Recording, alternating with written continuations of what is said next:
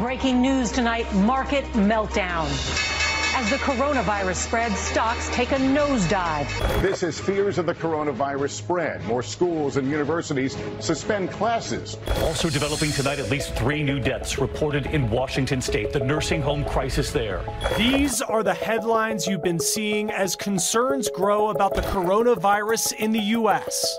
Today, we're breaking through the noise to get the details you need. What you should know about the virus, how you can protect your family, and what's being done to find a treatment. This is Coronavirus, the Facts.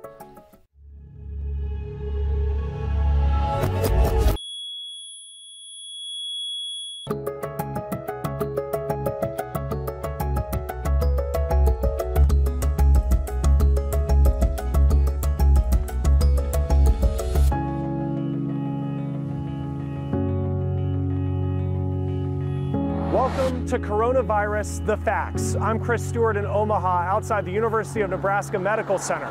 This is a facility where coronavirus patients have been quarantined and doctors have been working on treatments for the virus. Over the next 30 minutes, we will separate fact from fiction.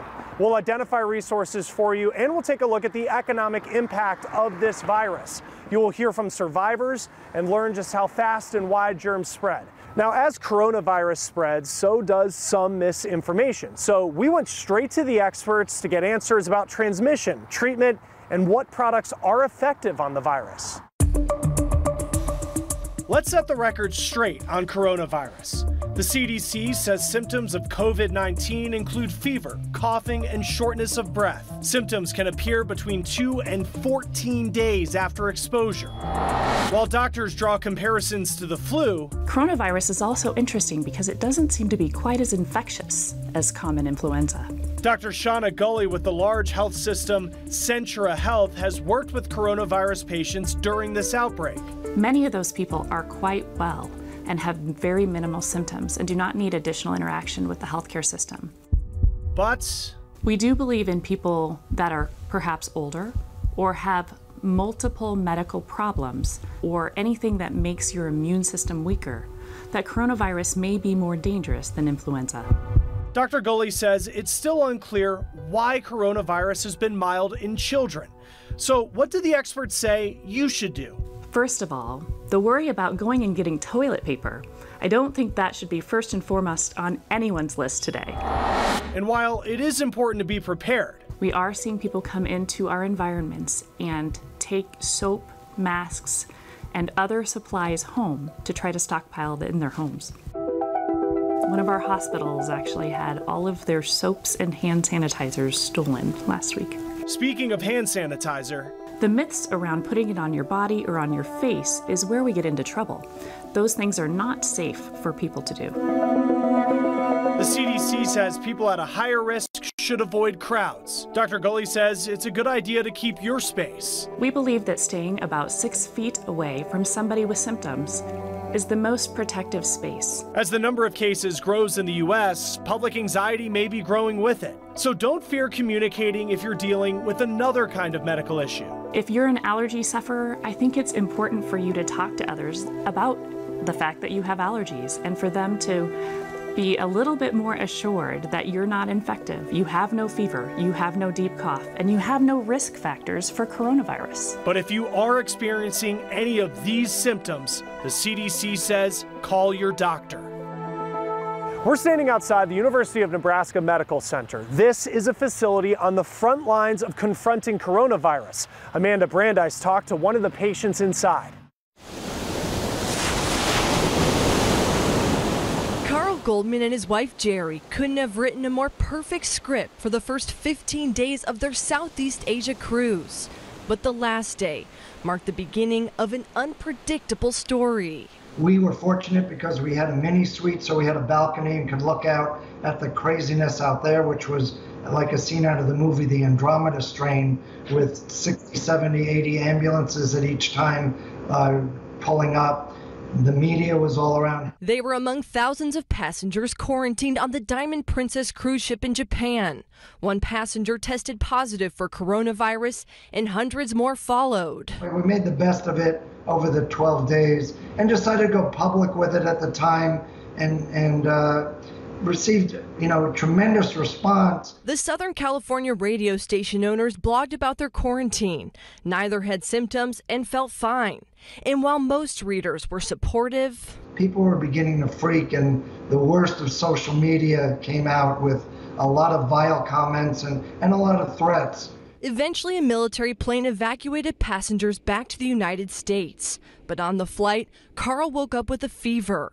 He tested positive with the virus, and doctors sent him to a Nebraska hospital biocontainment unit that looked similar to this one. No one entered my room without wearing a full hazmat suit. It was like Neil Armstrong landing on the moon with the air filters tied in behind them and duct tape so that nothing could leak out. 3 layers of gloves. Now in another hospital room, Carl's on a regimen of ibuprofen and Gatorade. I've been through every single flavor of Gatorade multiple amounts of times. This one, the light blue, is the bomb.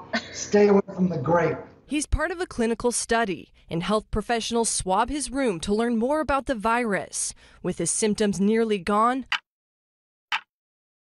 Carl now waits. This is how they hand me my results on a Post-it note. So that was my last test there, and you can see the NP, meaning the nasal passages. Those were positive. The good news is my throat was negative. Carl says he's relying on humor and support from the outside world as he waits to receive his final Post-it note. I'm Amanda Brandeis reporting. People are stockpiling items amid this coronavirus outbreak. The CDC says it is important to have good supply, but unnecessary to go overboard. You may have seen pictures like this showing shelves empty of items like toilet paper and hand sanitizer. So should you do this? The CDC says older Americans and people with underlying health conditions should have a strong inventory of supplies so they don't have to go back to the store. The CDC also recommends families have basic supplies like water and batteries on hand as part of their emergency kit. But remember, leaders say people should avoid buying more than they need. One of the biggest questions that people have is, how do I protect myself and protect my family? The CDC says a lot of the steps are basic, like washing hands with soap for at least 20 seconds. The CDC says to use a hand sanitizer with at least 60% alcohol if there's no soap available. Now here are some more simple steps that you can take. Don't touch your face. Cover your mouth with a tissue if you cough or sneeze, and stay home if you're sick and avoid being around other sick people. The CDC says to regularly clean commonly used surfaces and skip the face mask unless you're sick. Right now, there is no vaccine for coronavirus. We're inside a lab working to change that, and we're exposing just how important it is to wash your hands thoroughly, the demonstration you won't want to miss.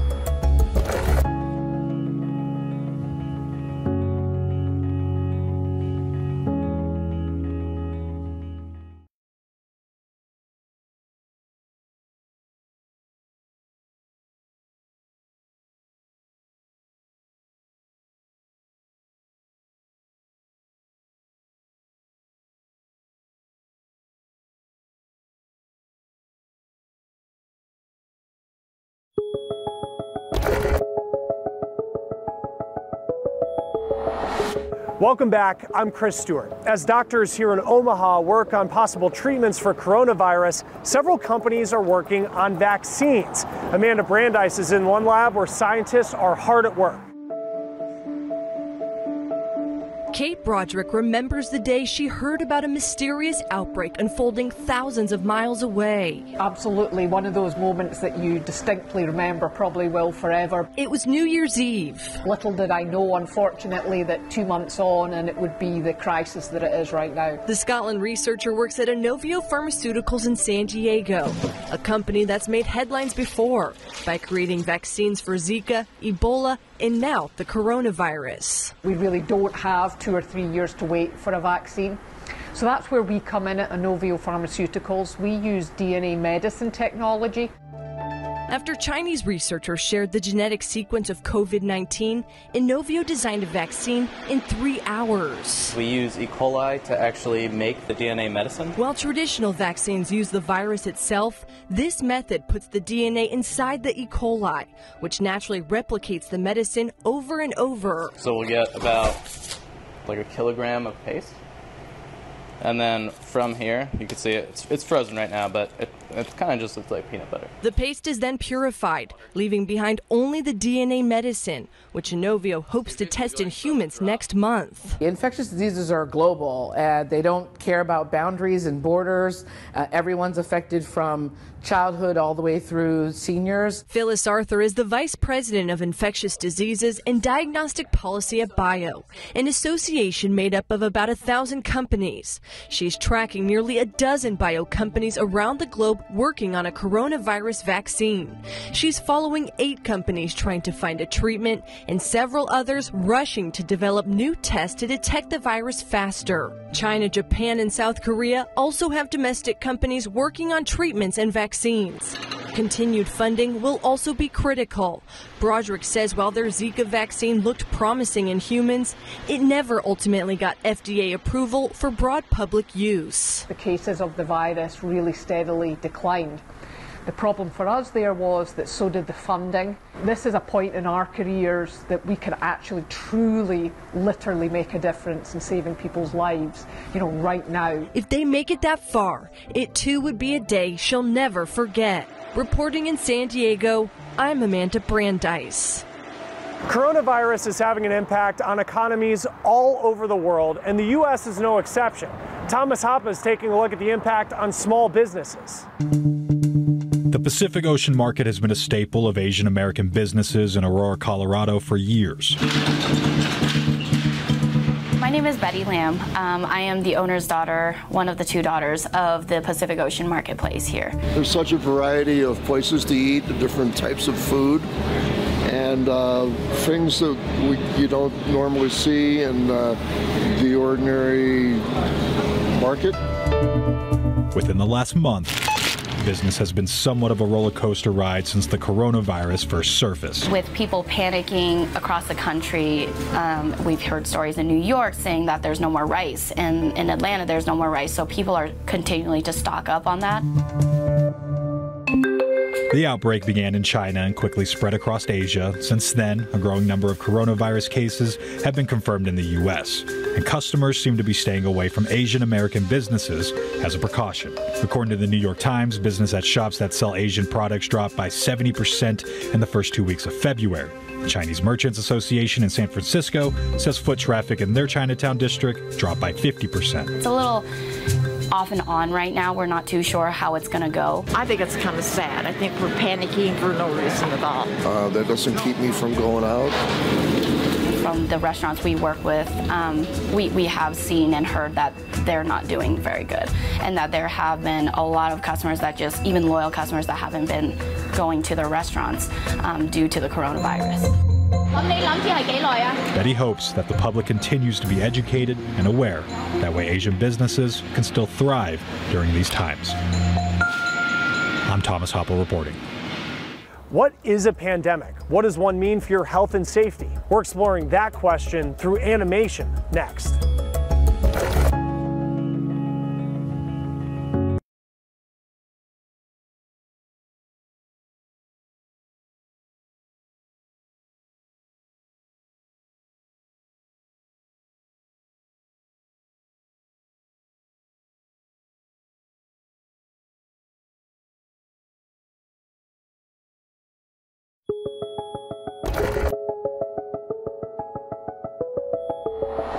The World Health Organization says coronavirus can be classified as a pandemic.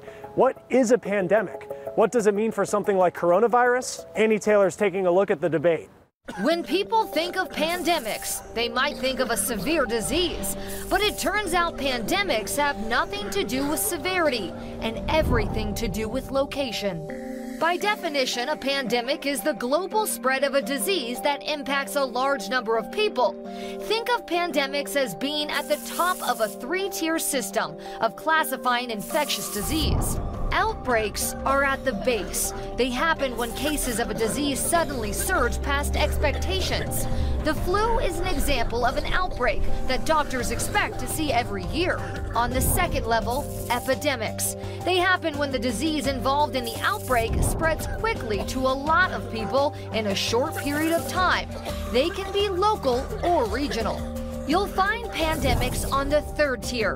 They're basically epidemics, but on a global level. That typically means more infections and more deaths. Pandemics are often the result of a new virus or new strain of virus, according to the Association for Professionals in Infection Control and Epidemiology. It says new diseases spread fast because people don't have immunity. The APIC says pandemics do damage beyond health, saying they also often cause disruption, economic trouble, and general hardship. So what does this mean for COVID-19? There's no specific infection or death rate that triggers a pandemic designation, and U.S. leaders recently said the word is largely up to interpretation. For that reason, different health organizations may declare COVID-19 a pandemic at different times. Experts say declaring a pandemic can get the world on board with finding and funding a solution. So many of the things that we buy come from outside the United States, so you may be wondering if your products and packages are safe from coronavirus. Coronavirus can stay on surfaces for a few hours or up to several days, depending on the type of surface. But the World Health Organization says it's very unlikely the virus will stay on a package after it's been moved and exposed to different conditions and temperatures. Health experts also tell us the possibility of an infected person contaminating products you're getting is low. If you still think something may be contaminated, the World Health Organization recommends using a disinfectant to clean it. After that, you should wash your hands or clean them with an alcohol-based hand sanitizer. Experts say simple things like washing your hands can help keep people healthy. Next, the visual you won't want to miss, our demonstration that could make people rethink how they wash their hands.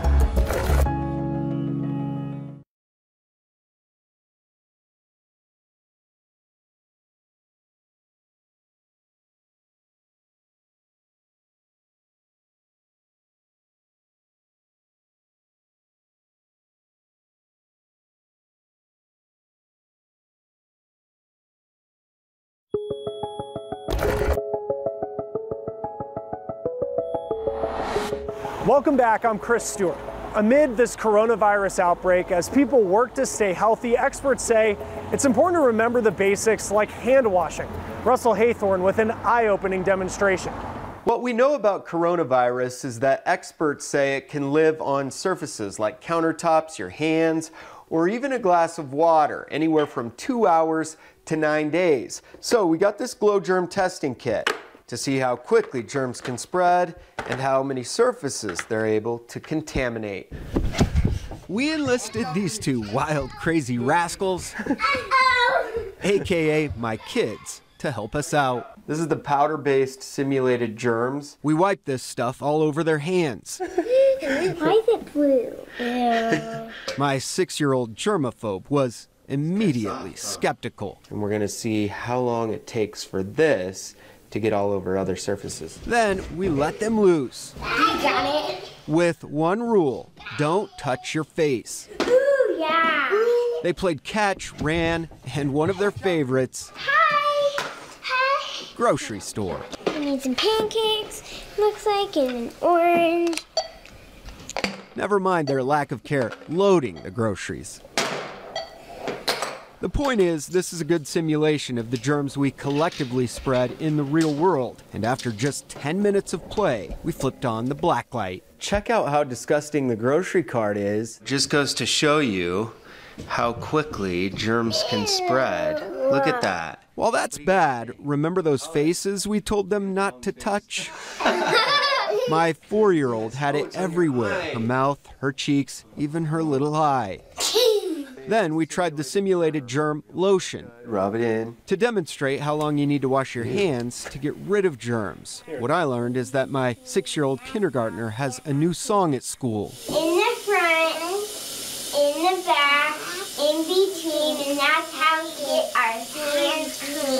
Experts at Children's Hospital Colorado say you can also hum Happy Birthday twice or sing your ABCs. And so that means for at least 20 seconds, making lots of bubbles and foam when you wash your hands. So for sure after you use the bathroom, for sure before you eat anything. What we learned here is almost everything is covered in germs, so good hygiene is your best defense. I'm Russell Haythorne reporting.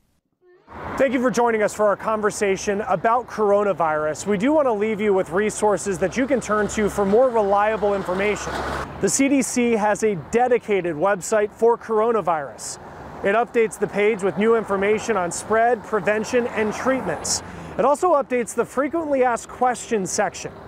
The World Health Organization also has a dedicated coronavirus page with global perspective. It provides information about things like mass gatherings and progress on vaccines. That's all the time we have for our special report, Coronavirus: The Facts. We hope you have a better understanding of coronavirus and where to turn for trustworthy information.